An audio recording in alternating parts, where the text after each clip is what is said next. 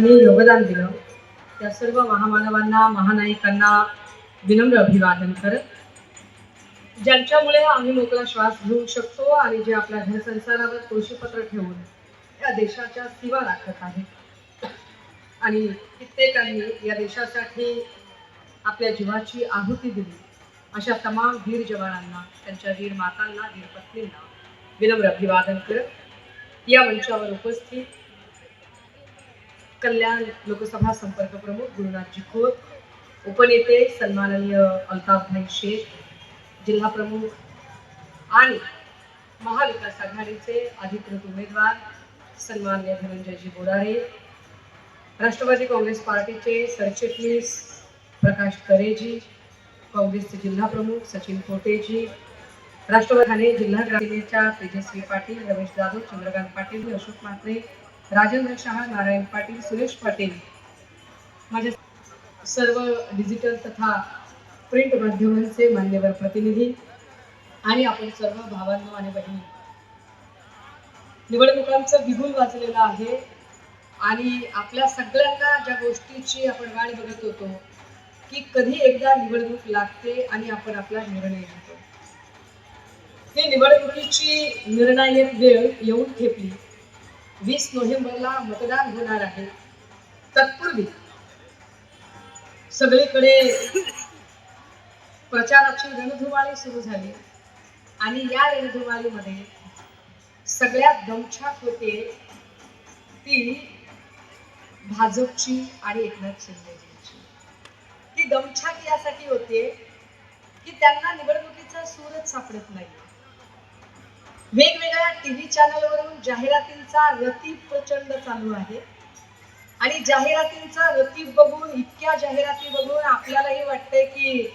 माहितीचं वातावरण दिसायला पण मी तुम्हाला खात्रीने आणि जबाबदारीने सांगितलं पाहिजे तब्बल 10 ते 15 जिल्हे फिरले अजून पुढच्या 10 दिवसात अजून 15 जिल्हे करायचे आहेत मला आणि 15 जिल्ह्यातून एकूण वातावरण बघितल्यानंतर म्हणजे अगदी आरमोरी गडचिरोली गोंदिया भंडारा चंद्रपूर नागपूर यवतमाळ हिंगणघाट बडनेरा दर्यापूर तिवसा इथं पासून ते संभाजीनगर जालना मतदारसंघात सुद्धा या सगळ्या मतदारसंघातली स्थिती मी तुम्हाला जबाबदारीने सांगितली पाहिजे की सगळीकडे महाविकास आघाडीचं चित्र हे प्रचंड आघाडीवर दिसतंय सगळीकडे महाविकास आघाडीचे अत्यंत चांगलं वातावरण आहे फक्त माध्यमांना जाहिराती ज्याच्या असतात तिथे बातमी जास्त दिसते त्यामुळे माध्यमांवर सध्या गद्दारी करून खोक्यांनी मिळवलेला जो पैसा आहे त्या पैशाच्या जीवावर ते जाहिराती जास्त करू शकतात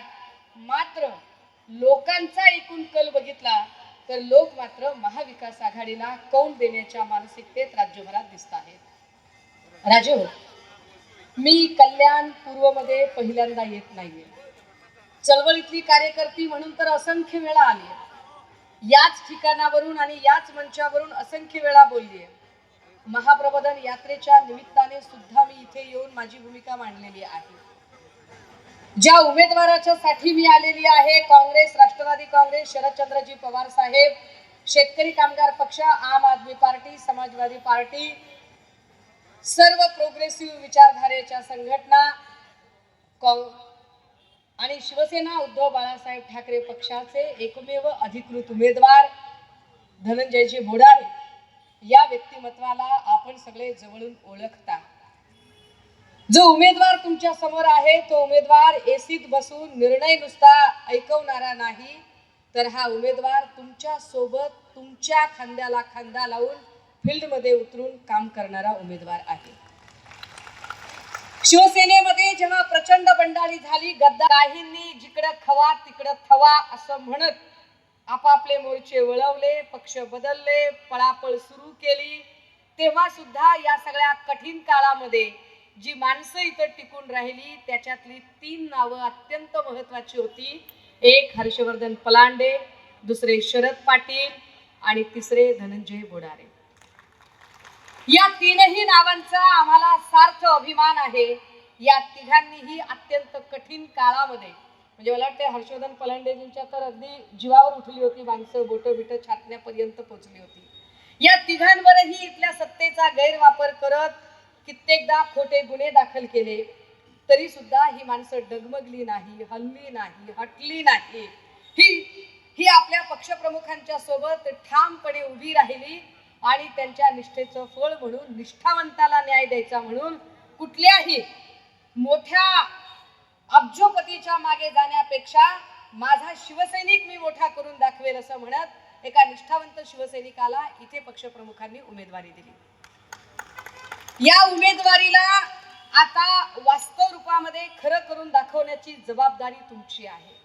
राजे हो, ही उमेदवारी मी फक्त धनंजय बोडारे यांना निवडून द्यावं एवढ्यासाठी मांडत नाहीये. मला का ही जागा महत्वाची वाटते, तर ही जागा मला महाविकास आघाडीचं सरकार आणण्यासाठी म्हणून ही जागा जास्त महत्वाची वाटते आणि आपण ते करू शकता. आणि महाविकास आघाडीचं सरकार का आणायचं बाबा? आधीचं सरकार आहे ते सरकार आम्हाला का घालवायचंय? मुळात आत्ता जे सरकार आहे ते सरकारच घटनाबाह्य आहे. गद्दारांनी गद्दारी करून, सन्मान्य पक्षप्रमुखांच्या आजाराचा गैरफायदा घेऊन, त्यांच्या आजारपणाच्या काळात जो कागद विश्वासाने त्यांना दिला होता त्या कागदाचा गैरवापर करून त्यांनी एक सरकार स्थापन करायचा प्रयत्न केला. ज्या राष्ट्रवादी सोबत आमचा संबंध नाही, राष्ट्रवादी सोबत गेलात म्हणून आम्ही दुखावलो असं म्हणत होते, त्याच राष्ट्रवादीतल्या अजित पवारांच्या सोबत यांनी लव्ह मॅरेज करायचं ठरवलं. ज्या ज्या लोकांना यांनी नावं ठेवली होती त्या लोकांच्या नाकदुऱ्या काढत ते उभे राहिले. त्यामुळे आपल्याला का 20 तारखेला मशालीचं बटन दाबायचंय, तर त्याचं क्रमांक 1 चं कारण की महाराष्ट्र गद्दारांना कधीही माफ करत नाही हे सांगायचं असेल तर 20 तारखेला मशालीचं बटन दाबावं लागेल. का 20 तारखेला मशालीचं बटन दाबायचं, त्याचं दुसरं महत्वाचं कारण, जर महाराष्ट्रातल्या लेकी बाळींना आणि आया बहिणींना सुरक्षित वातावरणात ठेवायचं असेल तर, माया हो, तुम्ही मी शाळेत जाताना, कॉलेजात जाताना, मी तर 4-4 किलोमीटर पायी शाळेत गेली. आपण सगळे जणांनी आपल्या शाळा कॉलेजमध्ये आपण पायी गेलो. आपल्याला स्कूल बस नव्हती, आपल्याला रिक्षा नव्हती. आता परिस्थिती अशी आहे की आपल्याला आपल्या लेकरासाठी स्कूल बस ठेवावी लागते, रिक्षा ठेवावी लागते. नुसती स्कूल बस ठेवून चालत नाही. आपण सोसायटीतनं लेकराचं बोट धरून खाली उतरतो, लेकराला स्वतःच्या हाताने त्या बसमध्ये बसवतो. बस दिसेनाशी होईपर्यंत आपण त्या जागेच्या हालत नाही. एवढं करून जीव राहत नाही. लेकरू सुरक्षित घरी येईल का नाही, आपला जीव जीवात नसतो. ही असुरक्षितता कुणामुळे आली? ही नाही, अहो ते लाईट घालवतील, ते काही करतील. हा रेडीचा डाव ते कित्येक वेळा खेळतील. ते लाईट घालवतील, ते मध्येच नाटकं करतील, ते कधी पोलिसांना सांगतील बंद करायला सांगा, बंद करायला सांगा. पोलिसही बिचारे हातबल काय करतील ते तरी. त्यांची ही अडचण आहे. मी येईल त्यांच्याकडे थोडं टप्प्याटप्प्याने, सेकंड गिअर मध्ये येते. राजे हो, या सगळ्यांच्या मध्ये लेकरांच्यासाठी इतका असुरक्षित काळ कधीच नव्हता जेवढा काळ आता आहे. की काय पद्धतीने गलिच्छ वातावरण चालू आहे की शिंदे गटाचा एक बदमाश वामन म्हात्रे, ज्याच्यावर एक FIR होण्यासाठी 7 तास मी उन्हात बसते आणि त्याची जमानत 2.5 तासामध्ये होते. काय राज्य आहे, काय सरकार आहे. बदलापूर नंतर तशाच प्रकारच्या 17 घटना आतापर्यंत राज्यात घडल्या. पुण्यातल्या हिंजवडीमध्ये 8व्या मजल्यावरून 70 वर्षाच्या आजीला 6व्या मजल्यावर फरफटत आणलं जातं. 6व्या मजल्यावर 28 वर्षाचा माणूस त्या आजीवर बलात्कार करतो. खाली CCTV मध्ये सिक्युरिटी गार्ड बघताना त्याच्या लक्षात येते की 6व्या मजल्यावर बलात्कार चालू आहे. तिथं जाईपर्यंत 70 वर्षाची आजी बेशुद्ध पडलेली. 70 वर्षाची आजी सुरक्षित नाही. बदलापूरमध्ये 3.5 वर्षाचं बाळ, त्याची ती घटना संपत नाही तोपर्यंतच परभणी जिल्ह्यातल्या पाथरी तालुक्यातल्या सोनपेठ गावामध्ये 3.5 वर्षाचं चिमुरडं बाळ, बलात्कार शब्द सुद्धा या लेकरांबद्दल वापरावासा वाटत नाही. इतकी लहान बाळ आहे ती. एवढ्या लहान बाळाला मी काय बोलू आणि कसं बोलू मला समजत नाही. मी त्या लेकराला बोलायचा प्रयत्न केल्यावर ते लेकरू सांगतं, माऊ शाळेच्या मागे कर्दळी आहे ना माऊ त्या सरांनी कर्दळीची पानं तोडून आणली आणि इथं पानं अंथरली माऊ. त्या बदलापूर मधलं लेकरू सांगतं, माऊ शूच्या जागी मुंग्या चावल्यासारख्या होतात. काय अवस्था आहे. आणि इथल्या लेकीबाळींना सुरक्षा देऊ शकत नाही तिथले गृहमंत्री. कारण गृहमंत्री स्वतःच्या पत्नीलाही सुरक्षा देऊ शकत नाही.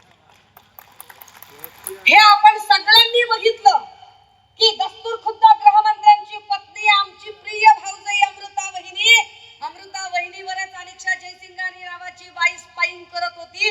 हे स्वतः सन्माननीय गृहमंत्री देवेंद्रजींनी सभागृहाच्या पटलावर मान्य केलं.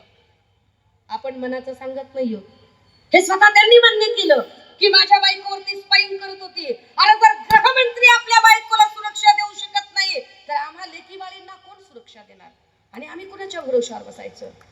माया हो, इथल्या लेकी बाळींना यांच्या 1500 टिकल्यांची नाही तर आमची आबरू आमचा सन्मान शाबूत ठेवणाऱ्या एका सक्षम सरकाराची गरज आहे. म्हणून गरज आहे का आम्हाला गरज आहे इथे आता 20 तारखेला एक नवा निर्णय घेण्याची. इथल्या तरुणांना कामच नाही. काय परिस्थिती आहे. उद्योग तर सगळे गुजरातला जात आहेतच, पण गेल्या 2.5 वर्षामध्ये ज्या 70 परीक्षा झाल्या त्या 70 मधल्या 65 परीक्षांचे पेपर फुटले. 70 मधल्या 65 परीक्षांचे पेपर फुटले. एका परीक्षेला प्रत्येक परीक्षेच्या वेळेला चलन भरताना 1000 रुपये पोरांनी भरायचे आणि हे सगळे पैसे पाण्यात गेले. एका परीक्षेला 5000 जागा असतील तर 13 लाख पोरांनी अर्ज भरले. 1000 गुणिले 13 लाख किती पैसे पाण्यात गेले विचार करा. या भ्रष्टाचारावर कोणी ग्रह शब्द काढत नाही. का 65 प्रकारचे पेपर फुटले. या 65 ही प्रकारच्या परीक्षा वेंडर पद्धतीने घेतल्या होत्या. परीक्षा ठेकेदारांकडे दिलेल्या होत्या. ठेकेदारी कुणाला दिली. परीक्षा घेण्याचं कॉन्ट्रॅक्ट कुणाला दिलं तर बीव्हीजी क्रिस्टल कंपनीला. रेकॉर्ड काढून बघा, मी पुराव्याशिवाय बोलत नाही. ठेकेदारी पद्धतीने नोकर भरतीची परीक्षा घेण्याचं कॉन्ट्रॅक्ट दिलं बीव्हीजी क्रिस्टलला. बीव्हीजी क्रिस्टल कंपनी कुणाची. प्रसाद लाडची. प्रसाद लाड कुणाचे. देवेंद्र फडणवीसांचे. देवेंद्र फडणवीस कुणाचे. भाजपचे. भाजपा कुणाची. अदानी अंबानीची. गोरगरिबांचं कोण आहे. इथल्या सामान्यांचं कोण आहे. इथल्या गोरगरिबांचा आणि सामान्यांचा कोरोना काळात सुद्धा विचार करणारा एक माणूस होता. नाव होतं उद्धव बाळासाहेब ठाकरे. म्हणून गरज आहे त्या देव माणसाच्या पाठीशी उभं राहण्याची. का गरज आहे इथे की आम्हाला 20 तारखेला हा निर्णय घ्यायचा आहे. तो निर्णय घ्यायचा या राज्यातली लॉ अँड ऑर्डरची विस्कटलेली घडी पुन्हा बसवण्यासाठी. काय लॉ अँड ऑर्डर राज्यात शिल्लक आहे. काय कायदा सुव्यवस्थेचा धाक शिल्लक आहे. अरे दादा हो, एक काळ होता की कुणी कुणाचा काट्या काढायचा असेल, खून करायचा असेल, रात्रीच्या अंधारात कुठेतरी सुपारी देत असतील, निर्जन ठिकाणी मारून टाकत असतील. पण काय एकनाथ शिंदेंनी काय दिवस दाखवले आम्हाला. देवेंद्र फडणवीसांनी काय दिवस दाखवले आम्हाला. निर्जन ठिकाणी मारामारी होत नाही. फेसबुक लाईव्ह करून गोळ्या घातल्या जातात. वाय दर्जाची सुरक्षा असणाऱ्या बाबा सिद्दीकीला गजबजलेल्या परिसरामध्ये ठोकलं जातं. वाय दर्जाची सुरक्षा असणाऱ्या माणसाची हत्या होत असेल तर तुमच्या माझ्या सारख्या सर्वसामान्य माणसाच्या जीवाचं काय. आणि पोलिसांचा धाक कसलाय. ही सगळी पोलिस इकडे आता जी इथं प्रोटेक्शनला थांबलीत, इकडे थांबलीत. हे सगळे पोलीस जे आता इथं बंदोबस्ताला दिसतायत, तुम्हाला वाटतंय हे खरंच बंदोबस्ताला आहे. माफ करा पण मला अजिबात वाटत नाही. हे बंदोबस्ताला असण्यापेक्षा सुषमा अंधारे कुठं चुकते, चुकल्यावर आम्हाला कशी हातकडी घालता येते हे वाट बघण्यासाठी बसलेले आहेत. कारण हे सगळे पोलीस जर सजग असते तर काय सुलभा गणपत गायकवाड यांच्या यजमानाने गणपत गायकवाडने पोलीस स्टेशन मध्ये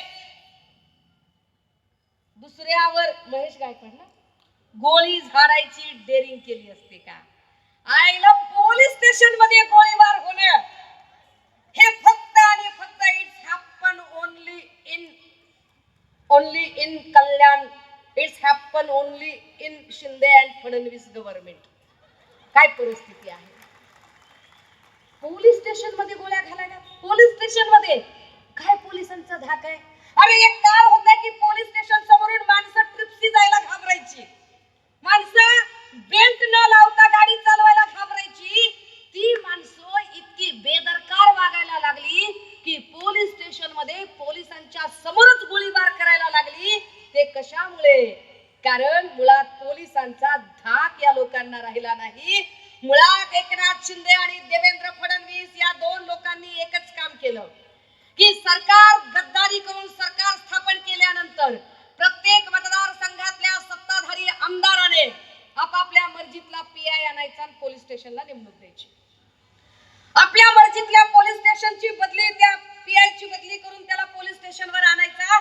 पीआय ने इमानी इतबारे एकच काम करायचं, सत्ताधाऱ्याचा माणूस असेल आणि कितीही वाहियात वागला, कितीही बेकायदेशीर वागला तर त्याची अजिबात तक्रार दाखल करायची नाही, त्याच्यावर कुठलाही गुन्हा दाखल करायचा नाही.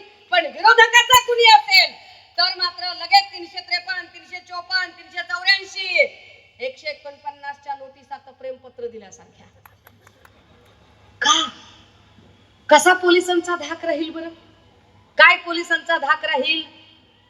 काय म्हणून देवेंद्र फडणवीसांनी, जे देवेंद्र फडणवीस गृहमंत्री आहेत, जे देवेंद्र फडणवीस कायदा आणि सुव्यवस्था चालवणाऱ्या खात्याचे मंत्री आहेत, काय म्हणून या माणसाने अशा माणसाला उमेदवारी दिली असेल की ज्या माणसाने कायद्याचं मंदिर असणाऱ्या पोलीस स्टेशन मध्येच, कायद्याचं मंदिर असणाऱ्या पोलीस स्टेशन मध्ये गोळीबार करावा आणि त्यांच्या पत्नीला तुम्ही उमेदवारी द्यावी? काय कमाल आहे. आणि त्या देवेंद्रजींनी कायद्याबद्दल आम्हाला सांगावं, त्या देवेंद्रजींनी आम्हाला नक्षलवादाबद्दल बोलावं. ते देवेंद्र फडणवीस सांगताहेत की राहुल गांधीजींच्या हातात जे लाल पुस्तक आहे त्यावरून ते निकष काढतात. माझ्याकडे आता गाडीमध्ये ते पुस्तक आहे, असेल तर आण रे दादा पटकन. माझ्या गाडीमध्ये आहे. देवेंद्र फडणवीस सांगताहेत की अर्बन नक्सली आहे, लाल रंग हा अर्बन नक्सलवादाचा रंग आहे, शहरी नक्सली आहे. कुठल्या लाल रंगाबद्दल बोलले ते? तो कोणता लाल रंग होता? या देशाची इंडियन कॉन्स्टिट्यूशनची जी ओरिजिनल कॉपी आहे, जी मूळ प्रत आहे, ज्या मूळ प्रतीच्या कव्हरचा रंग लाल आहे, त्या कव्हरला तुम्ही नक्सली कव्हर म्हणता?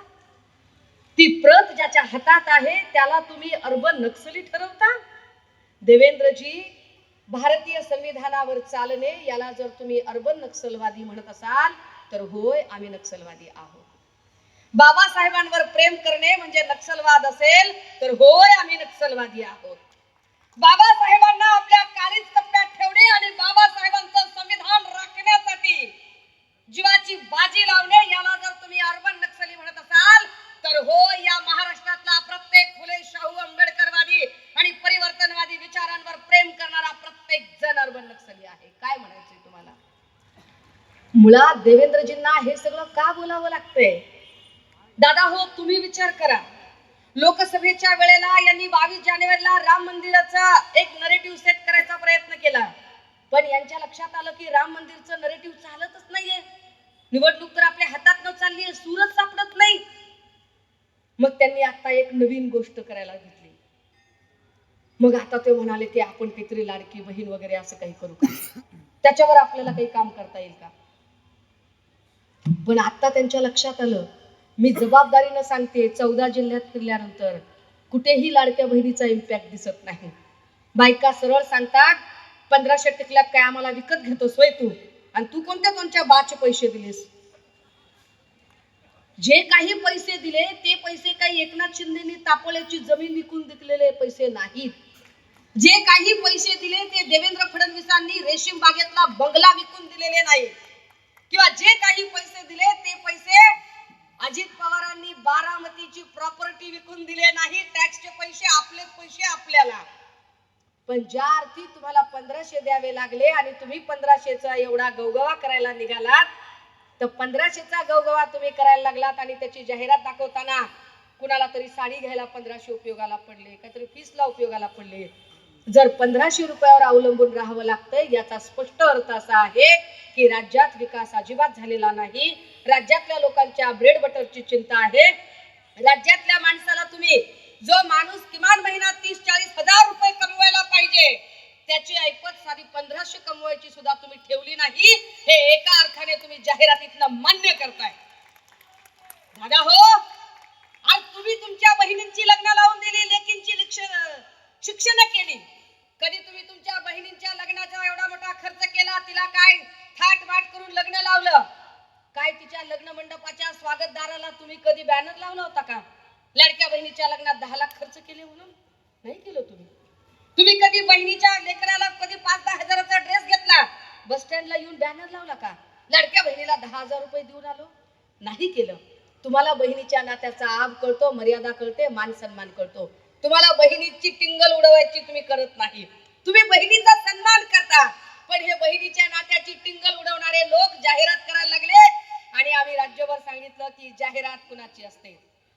तुम्ही नेटफ्लिक्स बघता, अमेझॉन बघता, जाहिरात त्याच्यावर तुपाची येत नाही, दुधाची येत नाही, दह्याची येत नाही, काजू बदामची येत नाही, चांगल्या पुस्तकाची येत नाही, योगकर्माची येत नाही, आयुर्वेदाची येत नाही, पंचकर्माची येत नाही. जाहिरात कशाची येते? जंगली रमी पे आओ ना महाराज. जाहिरात कशाची येते? खूब जमेगा रंग जब बिल बैठेंगे 3 यार आप मैं और बैक पाइपर सोडा. जाहिरात कशाची असते? बोलो जुबा केसरी. जाहिरात वाईट गोष्टींची असते. शिंदे, फडणवीस, पवार जाहिराती करतात कारण ते वाईट विचारांचे लोक आहेत. ओरिजिनल माणसाला जाहिरात करायची गरज पडत नाही. उद्धव बाळासाहेब ठाकरे यांना जाहिरातीची गरज नाही. महाराष्ट्रातल्या प्रत्येकाला माहिती आहे की कोरोना काळात त्यांनी काय काम केलं आणि काय नाही. राजे हो, बीजेपीच्या भक्तुल्यांनी आणि 25 पैसे हिशोबाने मेसेज पास करणाऱ्यांनी सांगितलं की लाल रंगाच्या पुस्तकाला ते संविधान म्हणतायत पण ते संविधान नव्हतं. हा बाबासाहेबांचा अपमान देवेंद्र फडणवीसांनी केला. माझ्या हातात जी प्रत आहे ही प्रत आहे भारतीय संविधानाची.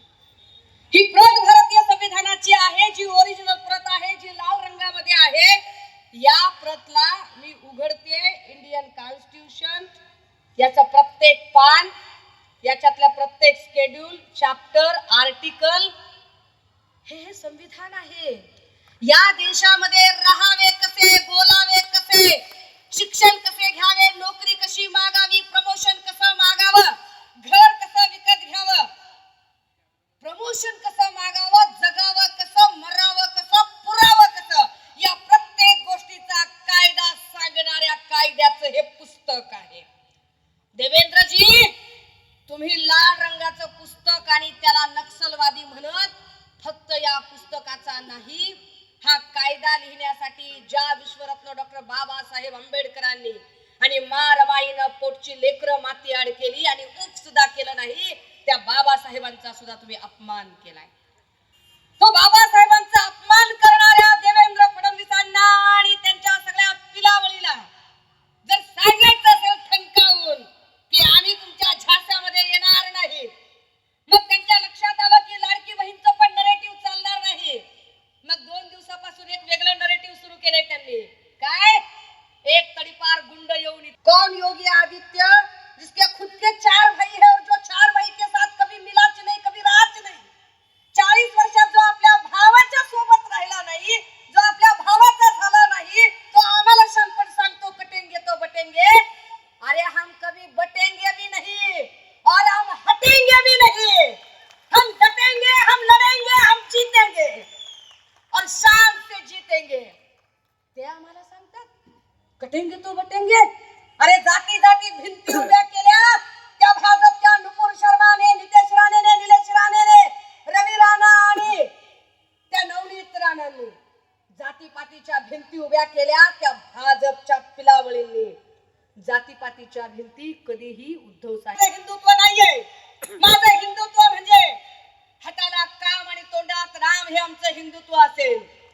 गोरगरिबांची जातीपातीच्या नावावर कुणाचीही घर पेटवणारं आमचं हिंदुत्व नसेल, तर गोरगरिबांच्या चुली पेटवणारं आमचं हिंदुत्व असेल. नम करून डोळ्याला पाणी लावणारं हिंदुत्व नाही, तर डोळ्यातलं पाणी पुसणारं हिंदुत्व आमचं हिंदुत्व असेल. इतकी सर्वसमावेशक सगळ्यांना सोबत घेऊन जायची व्याख्या ती उद्धव साहेबांनी सांगितली. परंतु भाजपला निवडणुकीचा सूर अजूनही सापडत नाही. ते अजूनही त्यांच्या नरेटिव्ह मध्ये अडकलेले आहेत. ते विकासावर बोलत नाहीत, ते रोजगाराच्या संधीवर बोलत नाहीत, ते कायदा सुव्यवस्थेवर बोलत नाहीत. दादा हो, काय म्हणून आपण त्यांच्या उमेदवाराचा विचार करावा? कारण भाजपने जो उमेदवार दिला त्या उमेदवाराकडून आम्ही काय शिकायचं? गुंडागर्दी करायची? काय शिकायचं? आम्ही गोळीबार करायचा? काय शिकायचं? आम्ही खंडण्या वसूल करायच्या? काय शिकायचं आम्ही? की तुम्ही तुमच्या कमिशन आणि एजंटसाठी एक बोलणार, तुम्ही लोकांच्या प्रश्नांवर काय बोलणार. लोकांचे प्रश्न मांडायचे असतील, लोकांबद्दल बोलायचं असेल तर तिथं एकच माणूस चालू शकेल, नाव असेल धनंजय बोडारे. आणि म्हणून येणाऱ्या 20 तारखेला आपण सगळ्यांनी एकत्रितपणे हा निर्णय घेणं गरजेचं आहे. दादा हो, माझ्यासारखी चळवळीतली पोरगी, खूप लोक म्हणाले की ताई तुम्ही निवडणुकीला का उभे राहिला नाहीत. काही लोक म्हणाले की सुषमा अंधारेंचं तिकीट वगैरे कापलं का.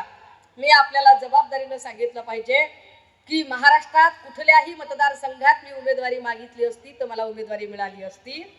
मी स्वतःहून पक्षप्रमुखांना सांगितलं की मला कुठलीही उमेदवारी नको आहे. मी कुठल्याही पदासाठी इथं आले नाही. मी फक्त आणि फक्त बाबासाहेबांचं संविधान वाचवण्यासाठी आणि संविधानवादी विचारधारा जगवण्यासाठी आलेली आहे.